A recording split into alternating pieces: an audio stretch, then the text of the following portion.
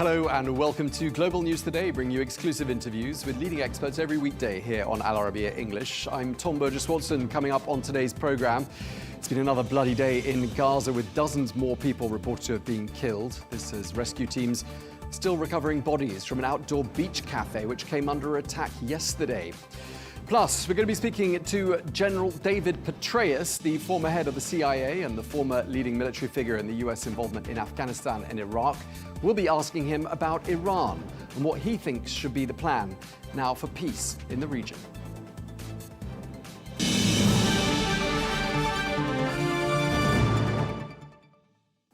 Hello and welcome to the programme. We begin with the latest from Gaza, where Israeli planes and tanks are reported to have carried out heavy strikes in the north and the south of the enclave today. Well, a number of homes are reported to have been destroyed. Thousands of residents have once again been issued with new orders to evacuate. This as Israeli tanks push into eastern areas of Gaza City and into the city of Khan Yunis. Well, local health authorities say that at least 20 people have been killed in these latest strikes. Meanwhile, at least 20 Palestinians are reported to have been killed and dozens more injured. This in Monday's airstrike on a popular seafront cafe in Gaza City. Well, rescue teams have been searching through the rubble at the Al-Baqqa cafeteria. The Israeli military, which says it was targeting Hamas members, says it's reviewing just what happened there. Meanwhile, after what's been more than 20 months of warfare and intense bombardment of the Palestinian territory, it's been confirmed that talks between Israel and the United States will take place next week in Washington.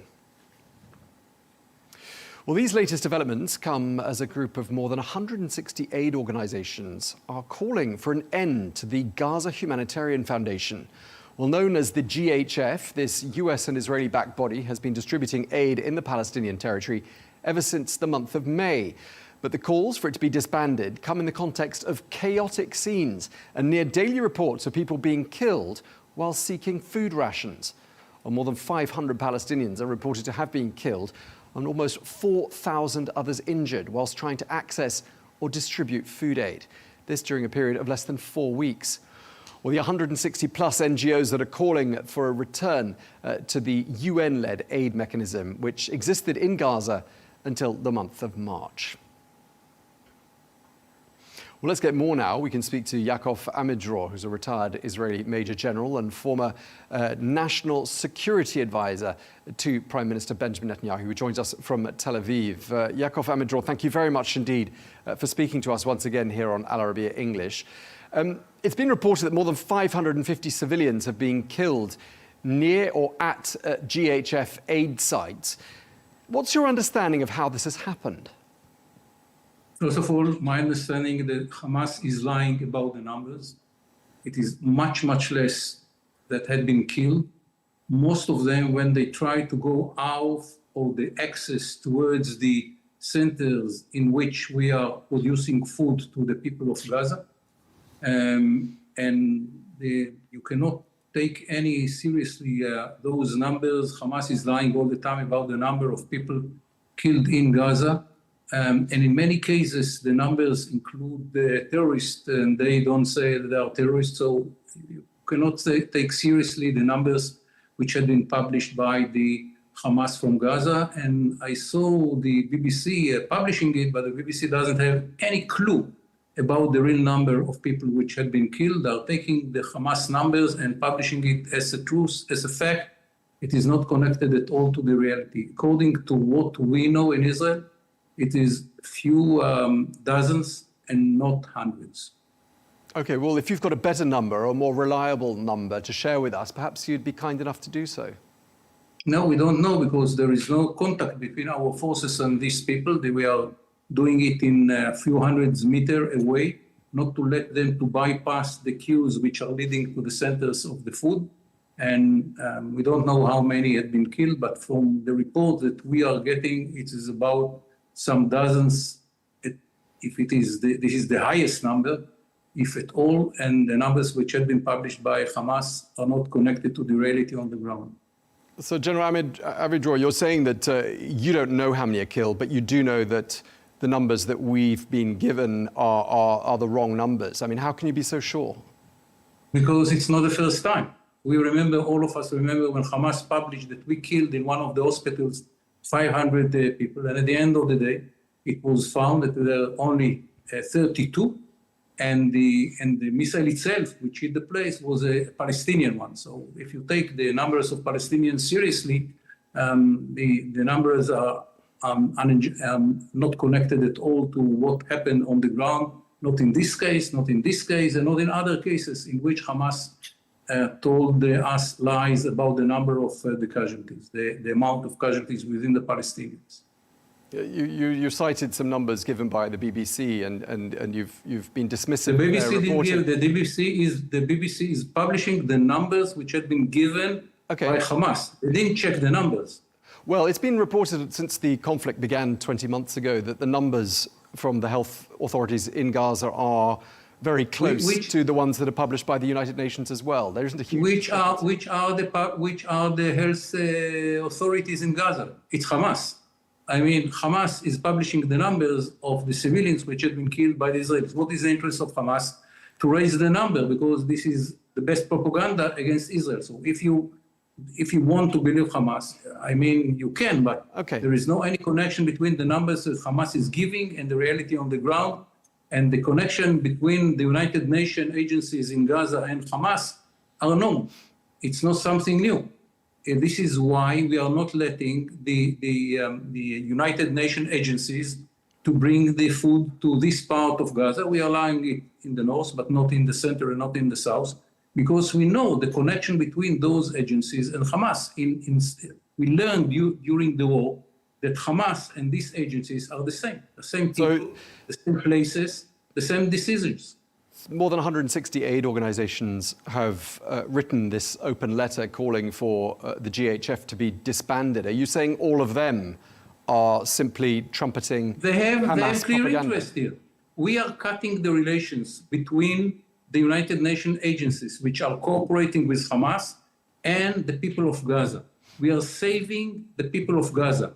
In the past, it went through the United Nations to Hamas, and Hamas decided who will get what and in what price. We decided to change this chain of supply, and we are providing the people of Gaza directly, not through any organization. They are coming to the centers of the food, they are getting the food, each one for his family, and they are going. They don't have to pay any taxes to Hamas, they don't have to pay the strong people of the north or the south any money to get the food. It is coming from the American agency directly to their hands, and they can go home with the food, with the water. They don't need to go through Hamas, which, as you know, looting the Palestinians civilians for years, and during the war as well.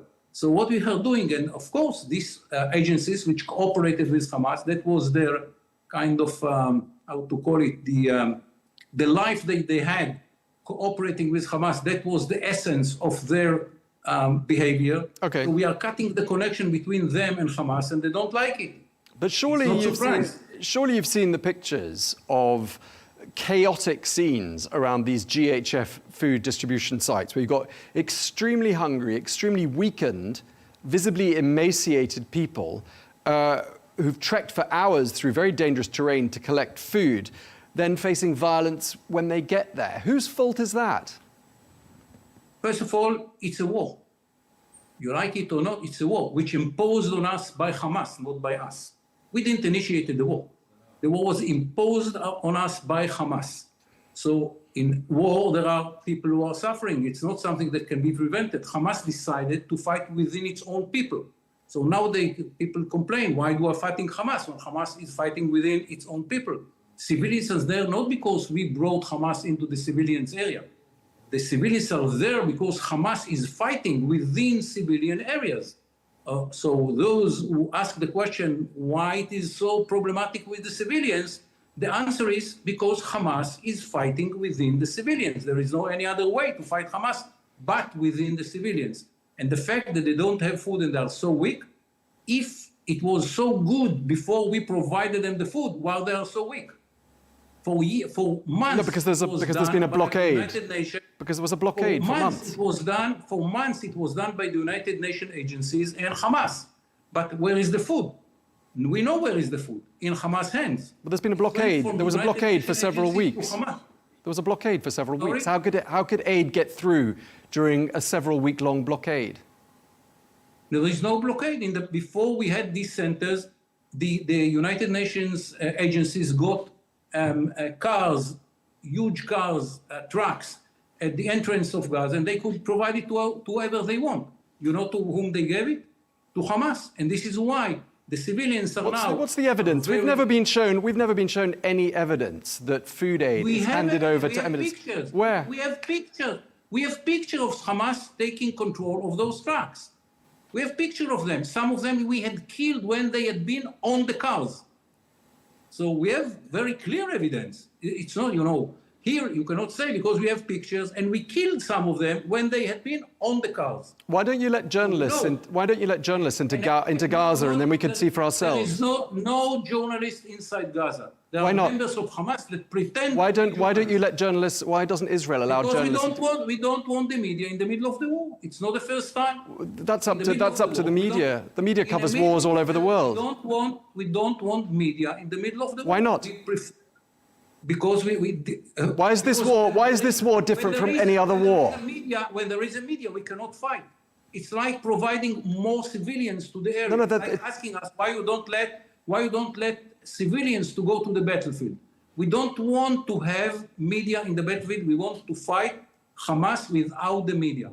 But what we can say, the pictures that we have, the pictures showed very clearly that the trucks led by United Nations agencies going into the north part of Gaza, Hamas is taking control of them and lead it to Hamas storages. We have some pictures of civilians within Gaza storming Hamas places because they want the food.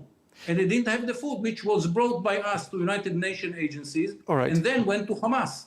So you're saying that journalists are doing a bad job of covering this war and they don't know what they're talking about. No, I didn't say. You did. You said that about the BBC just a moment ago. I said no. The BBC didn't check the numbers. It published the numbers of Hamas. And they can't come in. I don't blame them. They cannot check it. They cannot check it because they cannot go into Gaza. They cannot count the numbers. So they're taking the numbers of Hamas, publish it as a fact. But why shouldn't journalists cover this war like they cover every other war in the world? Why can't we cover it? I'm sure that if you ask BBC, they'll tell you these are the numbers of Hamas. We don't know if these are the real numbers. They think that it is the real numbers because it's BBC. I'll tell you what they'll tell you. They'll tell you the same as every newswire tells us, which is that the numbers we get, which come from the local authorities there, are verified by, and they tally with UN numbers, and they've proven to be accurate ever since the start of the conflict. Who has the local authorities? It's Hamas. Well, the UN has also been on the ground. It's not a free country. It's not a democracy. It's Hamas. Hamas controls the numbers. Hamas controls everything which is getting out of the Gaza. And as I told you, United Nations agencies are cooperating with Hamas. In the beginning of the war, I went to be briefed by one of our IDF centers. And I said, how do you know where are the centers of Hamas under the ground? And they say, we found the secret. If you have a triangle, if you have a mosque, an international hospital, and a facility of the United Nations, mainly UNRWA, a school or something like that, under that, you will find the centers of Hamas. It's a rule. So we know that UNRWA cooperated with Hamas. We found in the war itself, headquarters of UNRWA led to headquarters of Hamas. They cooperated. The hostages had been taken to houses and to houses of workers of UNRWA. We have numbers and we have names. We've spoken to...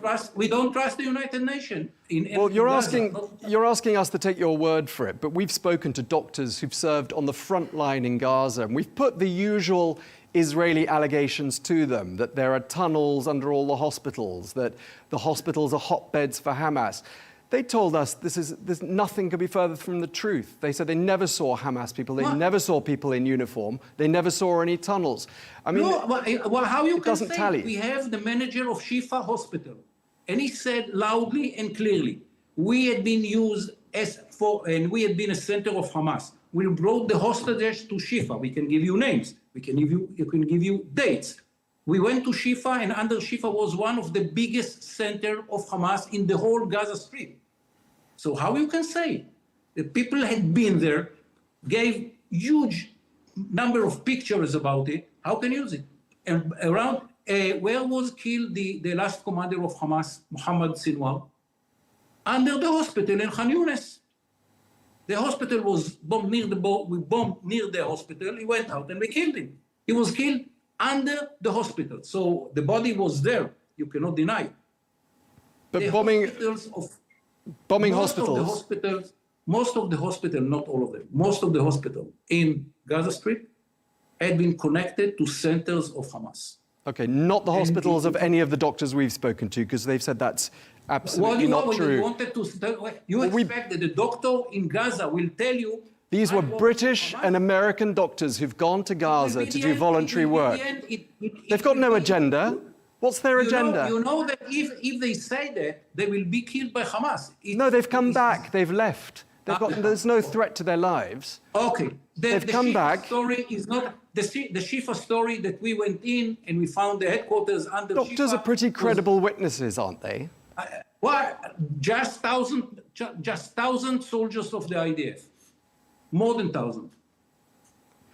And by the way, in the Israeli army, half of the soldiers are civilians, were reserve forces. You cannot, it's not, a closed group of soldiers. It's all of them civilians going out, and then when they're going home, they are free to say whatever they want. And they are opposition to the government, they are demonstrating in Israel. So you cannot hide such a lie. At the end of the day, under most of the hospitals in Gaza, the last example is Mohammed Sinwar. Where Mohammed Sinwar body was found? Under the European hospital in Khan Yunis. Okay, that's one example, but it doesn't apply to every single hospital in Gaza. Just lastly, do you accept that 20 months of continued warfare in Gaza has created dire humanitarian situations and that 2 million people are living in famine-like conditions? Do you accept that, or do you think that's also propaganda? There is no famine in Gaza, not at all. It's a very bad situation, not famine at all. Very bad situation. It's very sad situation. You know whom you have to ask? Those who made the decision for Hamas to attack Israel, to butcher 1,200 Israelis, to rape and to burn babies. You ask them why they initiated the war, why they imposed war in Israel. We are just reacting to what was done in the 7th of October. And we will go after all the members of Hamas and all those which took part in the atrocities of the 7th of October. We have the names, we have the addresses, we will find them and we will kill them, because what they did in the 7th of October was something that should not be accepted by human beings, by human laws. It will not exist anymore in the world. All those who took part in the 7th of October atrocities, we are after them. And the question that you ask, which is the right question, huge suffering in Gaza, huge. Ask Hamas why they initiated the war, why they did the war in the 7th of October.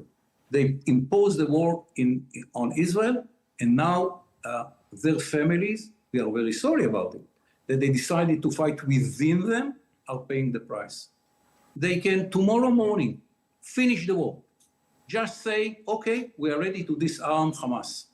If they will say one sentence, Hamas will be disarmed, the war will be immediately finished. We don't want a war.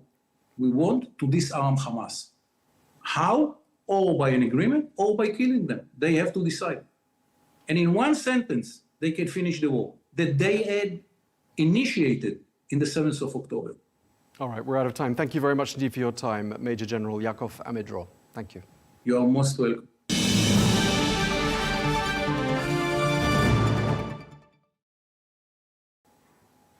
Well, let's get more now. We can speak to Jonathan Fowler, who is a spokesperson for UNRWA, who joins us from the Jordanian capital, Amman. Jonathan, great to speak to you and to get a UN perspective. We were just speaking to a retired Major General from the Israeli army. Let me start by asking you, though, why have these 169 aid organizations called for an end to the Gaza Humanitarian Foundation? I mean, what they're saying is what we, the rest of the humanitarian community, the actual humanitarians who do the job of work of humanitarian aid around the world have been saying since this idea was first conceived and since the so-called Gaza Humanitarian Foundation became operational, which is that this system, this scheme, if you like, is providing nothing but, starvation and gunfire to people who are in desperate need of humanitarian supplies. I mean, people are dying, people are being injured, and it's breaching all principles of international humanitarian law, and it's not even, operating at the scale required to bring in the necessary amount of aid. It's a solution in search of a problem in a way, and it's actually making the situation worse. So, I mean, we echo the call from these major humanitarian organizations, the likes of of Oxfam, Save the Children, the Norwegian Refugee Council, people like that, big hitters from the humanitarian sector who said this has to stop because it's not doing the job of work. What should replace the Gaza Humanitarian Foundation, in your opinion? Well, we just need to go back to what, I mean, obviously, first of all, we need a ceasefire. I mean, I do want to emphasize that. But I mean, the war must end, that's the bottom line. But what we need to get back to in humanitarian terms is we need to get back to the kind of operation at scale that was helmed by the United Nations system during the ceasefire, which, proof of concept. I mean, this is what we do around the world, not just in Gaza. We're able to massively hike the amount of aid that gets in to humanitarian zones because we have this operational model which works. So, the alternative is there staring us in the face. I mean, it's us, and it's what we were doing before, and we should just be allowed to do our job. That's all. Is the UN and are you and your teams ready to step straight back in again? Absolutely. I mean, we've got huge amounts of aid, sitting there waiting to get in at a moment's notice. I mean, I'm speaking here from Jordan, from the Jordanian capital, Amman. We've got UNRWA warehouses here, which are full of supplies. I mean, I was recently in one of our warehouses. We've got food, we've got blankets, we've got medicine, we've got enough supplies for 200,000 people for 1 month. I mean, that's just part of what's needed to get into Gaza, but that's just in one warehouse that I was able to walk around in Amman. And yet this stuff is sitting here because it's not allowed in by the Israeli authorities. What is the latest you're hearing about the current situation on the ground in Gaza? How's it evolved in the last week or 10 days? I mean, it's desperate. I've spoken to you before, and I often say I run out of words to describe this. I think I have got to that point now. I mean, dystopian is an understatement. Put it that way. It's absolutely shocking. I mean, the levels of malnutrition. There are child amputees. The fact that water systems have been knocked out. They're not functioning. There's no fuel allowed in. So pumping stations. We're down to in our clinics, our primary healthcare clinics, we're down to only half the medicines that we need. All of the things, everywhere you look, and then these forced displacement orders, people constantly having to pick up and move because they're in, Israeli designated no-go zones, it's like nothing is being done to improve the situation. This is the point. And then this supposed humanitarian solution has come along and it's given people a stark choice. It's like a Hunger Games situation. And that really is shocking. What diplomatic or legal action should be taken in your view? And maybe the UN is already pursuing this, but I mean, basically, who would you like to hear or see doing what with regards to the situation and with regards to the GHF in Gaza? I mean, As we've said, this is not an alternative to a proper functioning humanitarian system. So, I mean, we just need to get back to being able to do our job of work. But, there's different vectors for international pressure, international support. There's constant appeals from the highest level in the United Nations system for us to be allowed to work, for aid to be brought in at scale, all of these things. That's just the UN. But then, individual member states, groups of member states, campaigners, voices calling for change. The point is the change has to happen.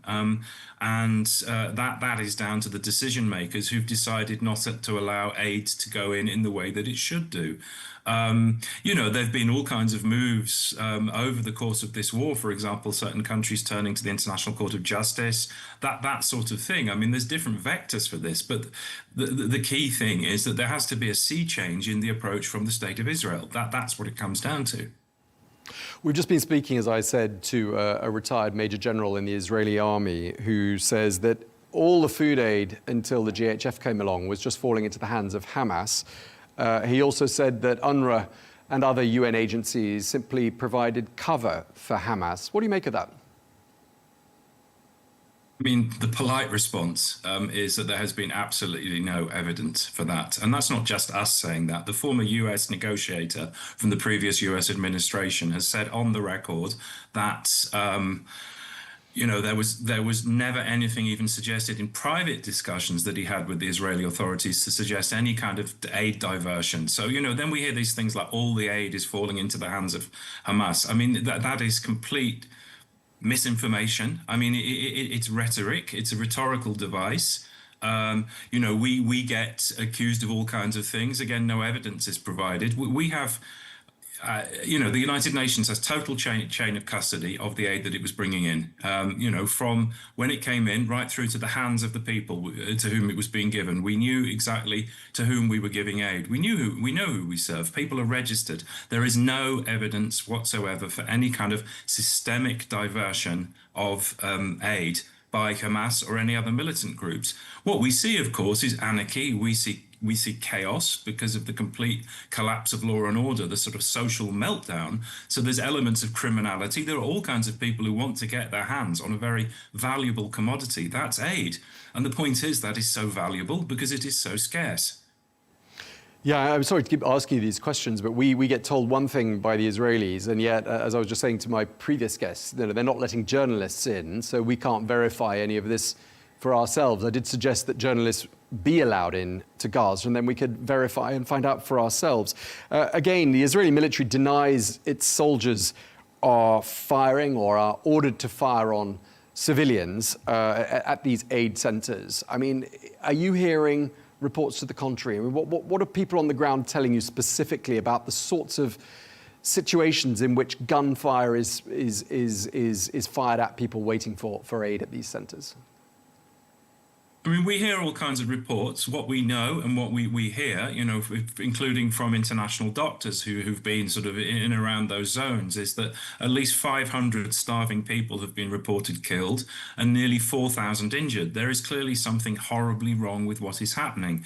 I'm also, of course, very aware of the recent reports in the Israeli media with soldiers, speaking to credible media, saying that they either did things or, some say they received orders. The point is stuff is happening. The question is, why is it happening? The context in which this so-called Gaza Humanitarian Foundation, and putting the name humanitarian in something doesn't make it humanitarian necessarily, but the context in which it is functioning is creating the environment for these kind of repeated tragedies. That's what we know, that's what we see, and this is why this has to stop.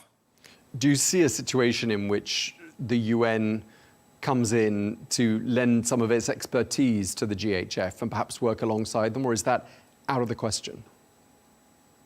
There's no reason for the United Nations system to work hand in hand with something which breaches international humanitarian law. We have a tried and tested system, has operated for decades around the globe, involving all kinds of different agencies. It works in natural disaster zones, it works in war zones. Why reinvent the wheel and create a wheel which frankly isn't even square, isn't even round rather, a square wheel?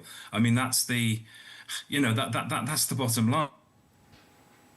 It's there's always the possibility of complementary systems. There are NGOs that do their thing, have done their thing in Gaza, just as there are NGOs, for example, that work in other zones, war zones and disaster areas around the world. The point is that there's no reason for us to work hand in hand with something which doesn't follow basic international humanitarian principles. I do want to remind your viewers that the original CEO of the Gaza Humanitarian Foundation actually quit on the eve of its starting operations, saying that he was not in a position to guarantee its respect for international humanitarian law, including the principles of humanity, impartiality, neutrality, and independence. I mean, that says it all. Okay, well, we appreciate you taking the time to speak to us, as always. Jonathan Fowler, spokesperson for UNRWA, thank you very much indeed for your time. Thank you.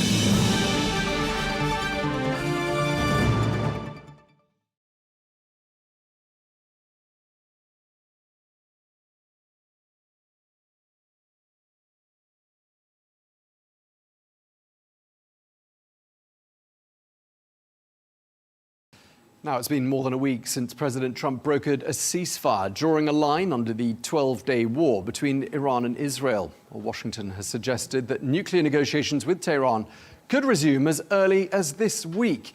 But the Iranian Foreign Minister Abbas Araghchi seems to be suggesting that talks are unlikely to restart quite so soon.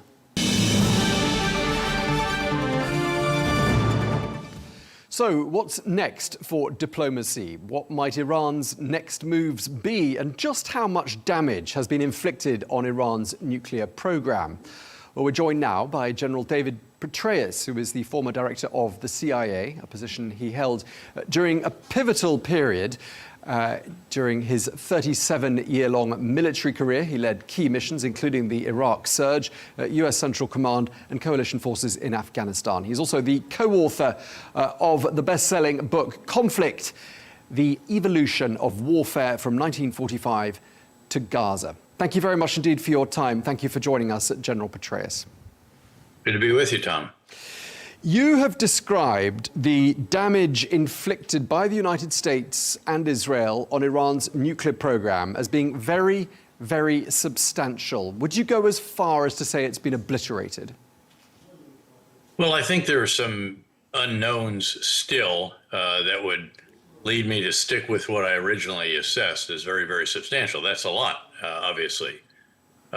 We don't know, though, how much was done inside the mountain of Fordo. I think, again, very significant, but that'll require some time to determine.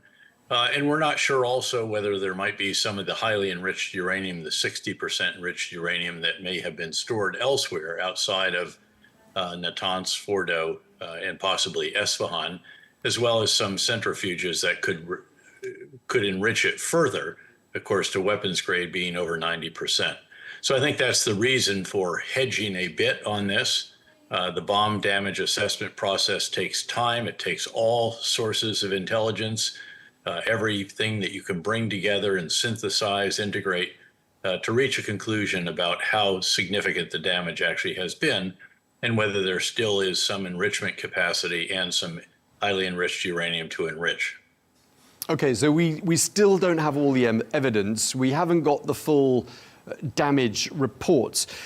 Doesn't sound to me like you think we've seen the last of Iran's nuclear ambitions. What are your thoughts? I think that's probably correct. In fact, what I would love to see now, the best case of all would be that Iran would agree to a nuclear accord that would essentially ban any enrichment of uranium in Iran. It would also allow the International Atomic Energy Agency to verify that, to oversee the process of the dismantling of all of their nuclear enrichment architecture, and allow them to go anywhere they want at any time in the process of so doing. I'm not sure that Iran will do that. I would suspect that that's probably not the case.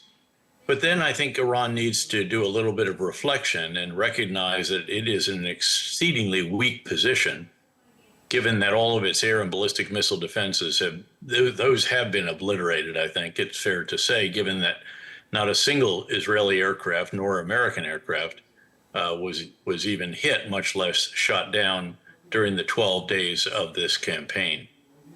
Do you think there's an element of risk here that perhaps these events might have accelerated Iran towards trying to create a nuclear deterrent? I mean, they could argue they need one more than ever, given what's happened in Iran in the last 2 weeks.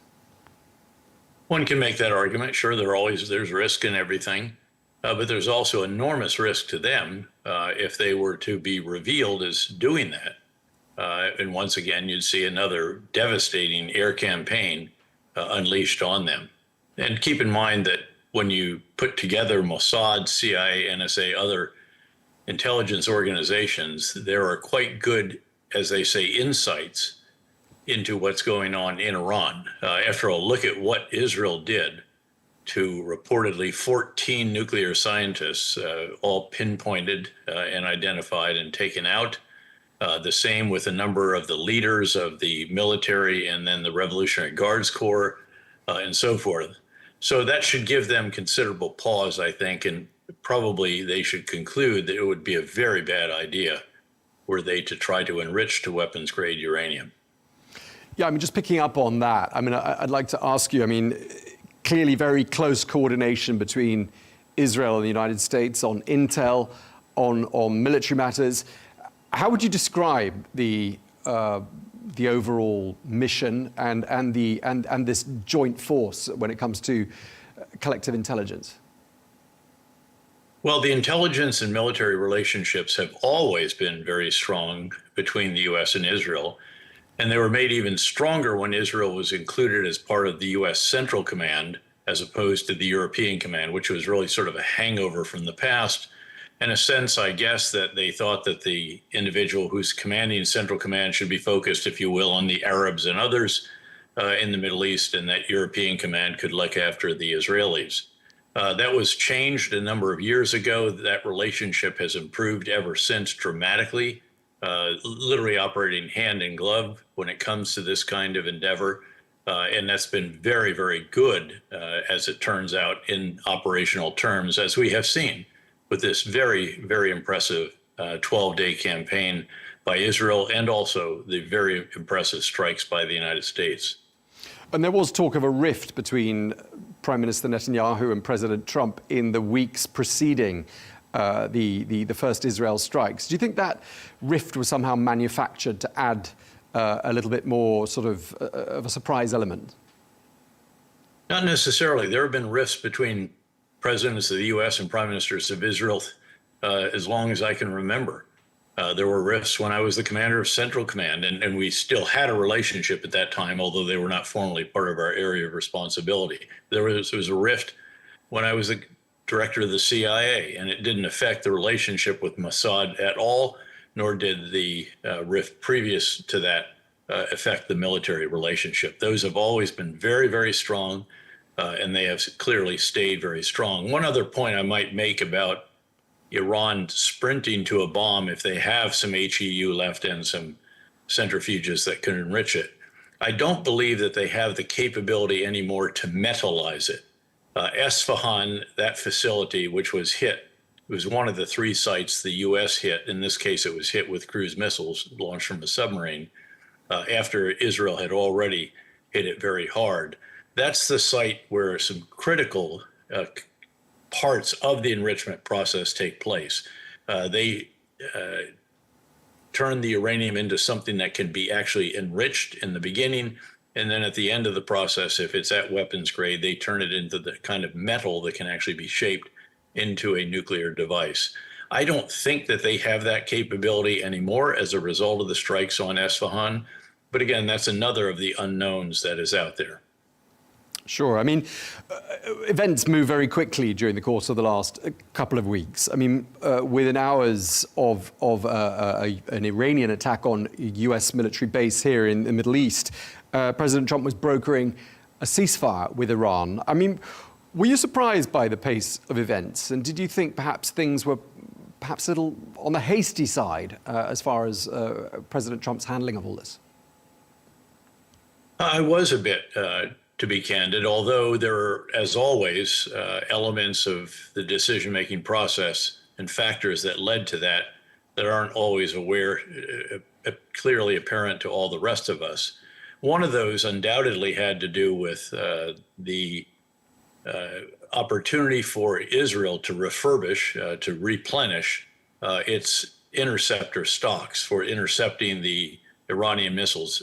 Iran's missiles are dramatically reduced as a result of both their use and then a number of those that have been struck in warehouses and on launch pads, as have been their numbers of launchers. Nonetheless, that gets a bit concerning over time. You know, how many missiles and launchers does Iran have relative to how many interceptors does Israel have? And I'm sure that Israel is making the very most of this opportunity to manufacture more and more and more of those interceptors to be sure, absolutely certain, that they never run out before Iran does. Do you ever offer any advice to the Trump administration? I mean, have you ever been asked for it? And is it at all common for a former CIA director to be asked for advice by an administration? Well, yeah, in fact, the director of the CIA called me in a month or two ago. Supposed to be 30 minutes, and I left after an hour and 20 minutes. So, sure, those who served in positions before you did often will reach out. That's customary, and it takes place. Depends, obviously, on the relationship between the incumbent and the alumnus of that position. Okay, that's interesting to know. I mean, just sort of before we move on from the 12-day war, as it's been dubbed, some people, and we spoke to John Bolton yesterday, former US National Security Advisor, seem to suggest perhaps they could have gone further. The Israelis and the Americans could have gone further and perhaps, quote, finished the job. Do you tend to agree with John Bolton? I was just with him yesterday, as a matter of fact. In fact, we were on stage together at Aspen Ideas. I have generally been a bit more cautious about that than he has, the possibilities for that. Certainly, there are elements within Iran that might want to break off. That's something different than regime change, but that's something we should keep an eye on. There are obviously Kurds, there are Turkmen, there are Azeris, there are Arabs, there are Baluchis, and at least 4 of those 5 are contiguous to countries or regions, in the case of Kurdish regional government, that with which they might feel more affinity than the government in Tehran. When it comes to overall regime change, however, I think that's pretty tough to envision other than from within the regime. Typically, when these situations occur, when a regime is weakened to the point that it might be overthrown, the individual or group that's on top at the end of it when the dust settles is the one that has the most effective and charismatic leader and the most guys with the most guns. And in this case, there's no real opposition leader who has emerged. If he had, he'd be in prison or dead. Although we should note that Israel did bomb the entrance of the prison that holds most of the political prisoners of Iran. But again, there's not that figure out there. There's not the kind of robust organization, weapons, and so forth that could materialize. So I'm a bit cautious about the prospects for outside overthrow of this regime. But you could always envision someone inside the regime at a reasonably high position who could say, you know, this 86 or 87-year-old guy is about to die anyway. Why don't we influence the succession process a bit here, or something along those lines. But I think we should be cautious about hopes that this might usher in an opportunity for a Jeffersonian Democrat to ride in on a white horse and take over, and recognize that all of this support for proxies and nuclear enrichment and so forth has been incredibly damaging to their country. Sure, and President Trump himself seemed hesitant and possibly anti-regime change, a bit like what you're saying. I mean, do you think, though, at the end of the 12-day war, Iran poses less of a threat to the region and to US interests than it did before the war started? Oh, absolutely, sure. And you have to remember that over the course since 7 October, you've seen Hezbollah dramatically degraded its leadership, not just decapitated at the very top, but decimated. Thousands of leaders had those pagers that blew up in their faces when they tried to decrypt that message that caused the explosion. And the next day, of course, their only remaining means of communication, the walkie-talkies, blew up as well. It is much, much reduced from what it was before. And because of the overthrow of the Bashar al-Assad regime, the murderous Iran ally, because he is gone to Moscow, presumably, now you have leadership in Syria, still very much an incomplete task to consolidate the control. But Syria is not an Iranian ally at this point in time and will not allow Iran, as Iran used to be able to do, to transit Syrian soil with weapons, ammunition, missiles, rockets, and the implements for making more in manufacturing facilities and bases that Iran controlled in Syria. So that's a very significant change also. Sure. Beyond that, Hamas obviously is dramatically degraded. That is by no means over. There's still a lot of work to do, and the three objectives that Prime Minister Netanyahu set out to achieve still have not been achieved, nor has a fourth one that I believe should be achieved, and that is to provide a better life for the Palestinian people in Gaza without Hamas in their lives. And the strategy they're employing will not achieve the first three, much less the final fourth one.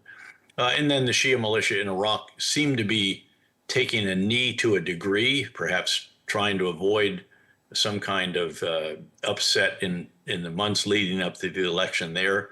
And the Houthis seem to be a bit degraded as well. And I doubt that Iran has much to share with any of them at this point, having been so substantially degraded itself. And keep in mind, again, that Iran's air and ballistic missile defense, for all intents and purposes, has been obliterated. And that means that Israel, if it needs to, can fly at will once again above Iran, as long as it stays out of the range of the heavy machine gun air defense weapons, and inflict further damage on Iran as is necessary.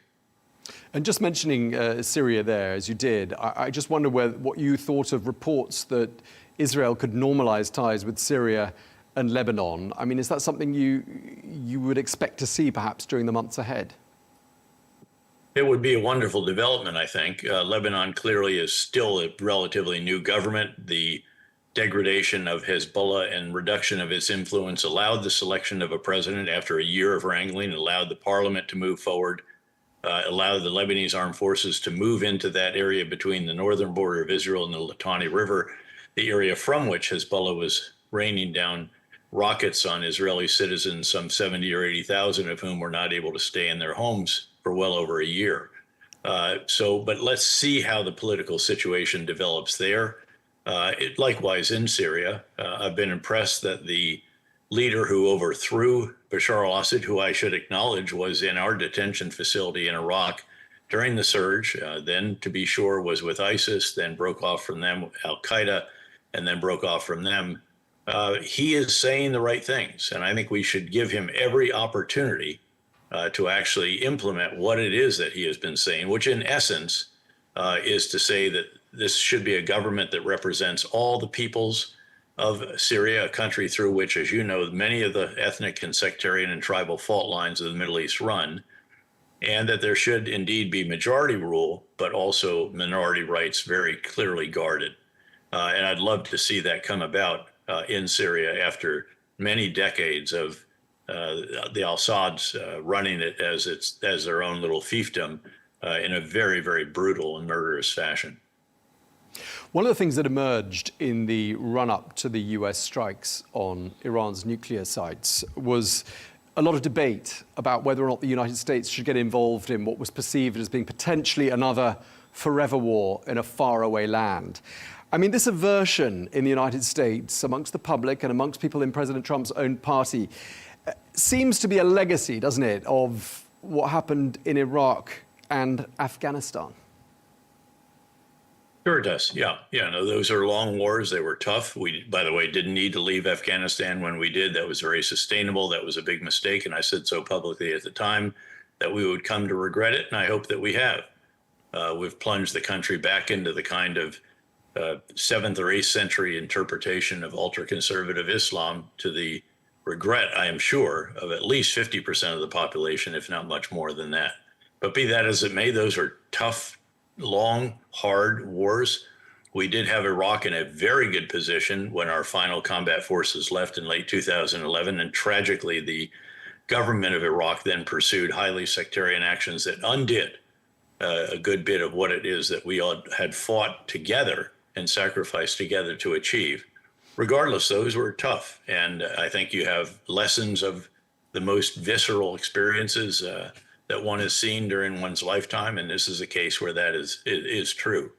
In fact, I wrote my PhD dissertation at Princeton on the American military and the lessons of Vietnam, another very tough war, which actually overshadowed some of what we did early on in Iraq to its detriment, I would add as well. Yeah, but do you think the fact that the US public is a bit war weary and they're fed up with these forever wars is the right driver to shape US foreign policy? Isn't it the wrong way round? Well, it depends on what it is you're contemplating. I mean, Syria is not a long war for the United States. We have no boots on the ground. There's no intent to overthrow the regime, as was the explicit case in both Afghanistan, because the Taliban refused to turn over al-Qaeda. They were sheltering, and because, of course, the murderous regime of Saddam Hussein in Iraq. This is a totally different war. People should recognize that. I think President Trump has gone to some lengths to explain that. Because there is a part of each party in the United States that is, again, absolutely averse to anything that would look like in Iraq or in Afghanistan again. But this is all part of understanding the domestic sources, the domestic factors that play into the determination of foreign policy, not just in the United States, but in any country. And do you think President Trump should try to engage with Iran? Do you think the Trump administration will engage with Iran? I mean, there's talk about perhaps an Iranian delegation visiting the White House. Do you see that as likely? Well, I think there should be some preliminaries before that happens, to be sure. But no, I think there should be engagement with Iran. It would be wonderful, again, if the Iranian leadership could recognize how ruinous their policies have been for the people of Iran, 80% of whom presumably oppose what the regime has done and how it has gone about it. This is a country with extraordinary potential that has repeatedly failed to live up to that potential because they're too busy trying to cause mischief and problems and mayhem in other parts of the region. We should recognize, by the way, as well, that Israel is truly changed because of 10-7 in its strategic outlook. It will never again allow a threat to materialize, not just in neighboring countries, but also in the region if it has the capabilities that Iran has demonstrated. So I think absolutely they should sit down. They should absolutely give up their nuclear effort. If they want to do civilian nuclear power, we or others can provide the uranium to fuel that. But otherwise, they should have no nuclear enrichment, and the IAEA should have full rights to go anywhere at any time to verify that that establishment has been completely dismantled. Aren't you concerned, though, that Israel has slightly overreached when you consider all of the campaigns that Israel's been involved in across the region, Yemen, Iran, Lebanon, Syria, the Palestinian territories? I mean, does that sound to you like overreach? It sounds to me like the response of a country that has experienced the most horrible day in its entire history, the worst day for Jews since the Holocaust, the worst intelligence mistake in their entire history, and there were others, of course, the Yom Kippur War among them, the worst military readiness failure, the response was wholly inadequate, and the worst political miscalculation. And that's why I mentioned they have changed their strategic outlook, and I think that that is appropriate. Think about what took place on that day, what they experienced, the losses. Keep in mind that we lost not quite 3,000 on 9/11. The equivalent losses for us of what they sustained for their population would be over 40,000 killed and 7,000 taken hostage. So no, I don't think that that is necessarily overreach. Iran has long been at the root of all of these problems as well, with its murderous proxies. I should note that hundreds and hundreds of American soldiers were killed in Iraq by the explosively formed penetrators that the Quds Force of the Revolutionary Guards Corps provided to Iraqi Shia militia who were funded, trained, and guided by those in Tehran. Okay, and just lastly, I mean, just to wrap up this conversation, overall, how would you rate the Trump administration on foreign policy? Does the world feel like a safer place with President Trump in the White House? Well, I think it's still very much a work in progress. We saw an astonishing gathering of NATO leaders, for example, just last week. I don't think anyone ever could have imagined that a U.S. president could get NATO leaders to do what they did, which was to commit to not just 2% of GDP on defense, but to 3.5%. Yes, it's over a period of time, to be sure, but that is very, very encouraging. And for me in particular, having been a NATO guy, if you will, having a NATO hat position as a 1-star, 3-star, 4-star, while also having a U.S. hat, and having watched repeatedly presidents of either party in the U.S. rail at the insufficient spending on defense by Europeans, and all of a sudden you see them make that commitment. And it'll be 5% if you add in other ancillary actions and tasks that help support the movement of combat power to the Eastern Front, if you will, in Europe and so on. So I think that's very, very significant. The tariffs very much still out there waiting to be resolved. The sooner, of course, that they can be resolved, the better. The smaller that they are in general, also very much the better. That's still quite disruptive, and it creates enormous uncertainty among consumers in the United States as well as countries overseas that are dependent on trade with the United States. In the Middle East, I think, again, still very much a work in progress, but a very encouraging set of results from that particular work. Okay, well, we've covered a number of topics. We could have covered a number more, but thank you very much in the meantime to General David Petraeus, former director of the CIA. Thank you very much indeed for taking the time to speak to Al Arabiya English. Thank you, Tom.